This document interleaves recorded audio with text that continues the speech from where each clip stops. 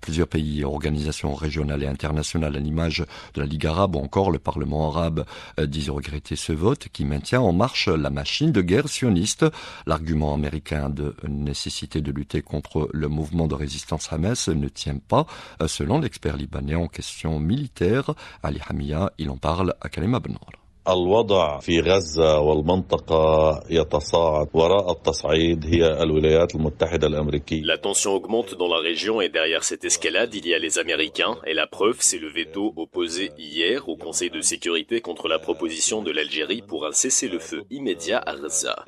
Cela veut dire que Hamas fait partie maintenant des grandes équations mondiales. Si les Américains utilisent maintenant le veto contre l'arrêt de la guerre à Gaza, c'est pour faire pression contre le mouvement de résistance Hamas qui ne va en aucun cas accepter les accords d'échange de prisonniers élaborés par les Américains qui tentent à travers quelques pays qui ont normalisé avec l'entité sioniste d'imposer à Hamas les conditions de l'occupant sioniste. Le mouvement de résistance Hamas qui continue pour sa part à prendre part aux négociations au Caire pour faire taire les armes. La pression exercée par l'entité sioniste ne changera pas les impératifs relevés par Youssef Hamdan, son représentant à Alger. Toutes les atrocités commises par l'occupation dans la bande de Gaza, c'est le peuple palestinien qui en est la victime principale.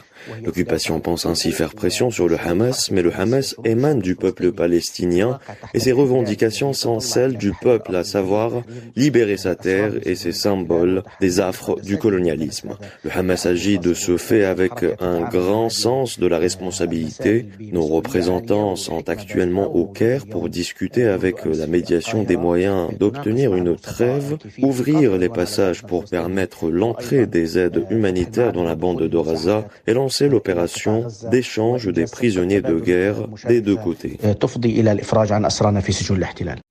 La politique sioniste de décimation des plus de 2 millions de Gazaouis ne compte pas que sur les armes et autres bombardements, mais aussi sur sa volonté d'affamer la population.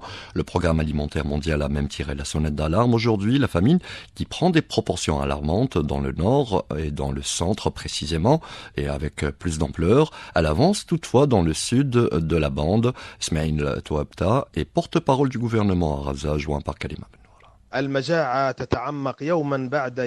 famine gagne de jour en jour les gouvernorats de la bande de Gaza où survivent plus de 2 millions de personnes. Cette famine affecte en particulier les gouvernorats du nord et du centre où on assiste à une véritable catastrophe humanitaire dont sont victimes plus de 700 000 Gazaouis qui sont restés dans ces zones. On a compris que l'occupation a entamé sa politique d'affamer et assoiffer la population, notamment les femmes et les enfants qui sont les plus fragiles et cela à travers tous les gouvernorats de la bande de Gaza. Dans ce contexte, Ismail Touabta qui lance un appel urgent se joignant ainsi à celui du programme alimentaire mondial. Nous demandons la levée du blocus pour permettre l'entrée de 10 000 camions dans les 2 jours qui viennent. Cette demande est urgente pour éviter une catastrophe humanitaire, en particulier dans les gouvernorats de Gaza et du Nord. Les États-Unis, l'occupation et la communauté internationale sont responsables de cette famine. Entre-temps, les bombardements et raids se poursuivent notamment sur Khan Younes, mais aussi sur Rafah. Le Bureau des Nations Unies pour la coordination des affaires humanitaires a qualifié d'épouvantable la situation à l'hôpital Nasr de Khan Younes au sud de la bande. Autrement dit, autrefois un lieu de guérison, il est désormais devenu un lieu de mort, comme qualifié par OCHA. Retour à l'actualité nationale pour parler de ces nouveaux tarifs pour les transports de voyageurs par voie ferrée fixés en vertu d'un décret exécutif paru au journal officiel, le dernier en date. Les tarifs au kilomètre pour le calcul des trajets de l'ensemble des lignes et dessertes ferroviaires calculées. Cette publication ne signifie pas changement dans les tarifs, a précisé le directeur de clientèle à la SNTF, Farid Halish. Le décret publié au journal officiel numéro 10 du 11 février 2024 se veut être un cadre réglementaire de tarifs de transport voyageurs qui sont actuellement en vigueur et qui n'ont bénéficié auparavant d'aucune publication officielle. Donc il y a lieu de noter que la promulgation de ce décret ne sous-entend aucune augmentation des tarifs et que le tarif de la SNTF reste inchangé.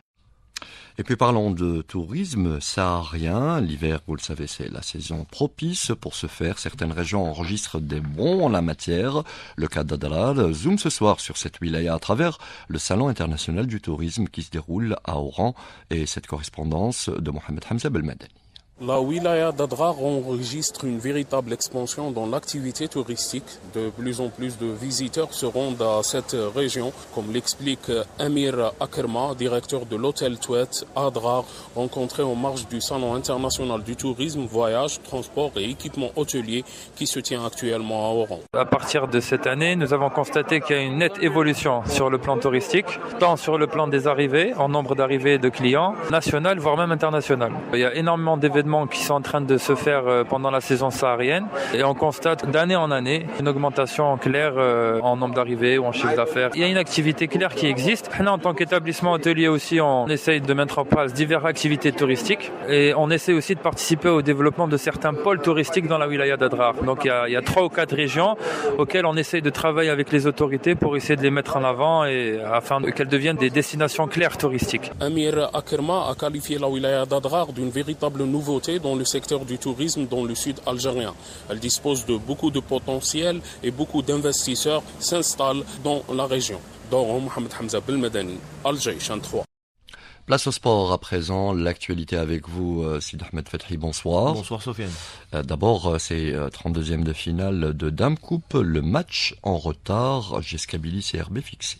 Et ça sera pour le mardi 5 mars prochain à 18h au stade du 1er novembre de Tizi Ouzou. C'est ce qu'a annoncé aujourd'hui la Fédération algérienne de football. Le vainqueur de ce chaud duel entre 2 grosses cylindrées de Ligue 1 défiera en 16e de finale l'AS Rolop sociétaire du groupe 113 de la Ligue 2 amateur. Le match n'avait pas pu se jouer en même temps que les autres 32e de finale en raison de la participation du CRB à la Ligue des champions africaine de football. En attendant de connaître l'heure aux élus entre les Canaries et les Bilus Zedi pour pouvoir désigner la date et l'horaire du duel suivant contre l'AS Rolop. Les autres 16e de finale sont déjà programmés pour les 7, 8 et 9 mars prochains. Je rappelle que le CRB est arrivé à Dar es Salaam pour disputer samedi prochain son match de Ligue des Champions, la 5e journée. Ça sera face aux Youngs Africans de Tanzanie dans un groupe où le CRB est à la 2e place, tout comme leur adversaire, les Tanzaniens avec 5 points derrière El Ahly, premier du groupe avec 6 points, et Madema du Ghana qui compte 4 points, un groupe serré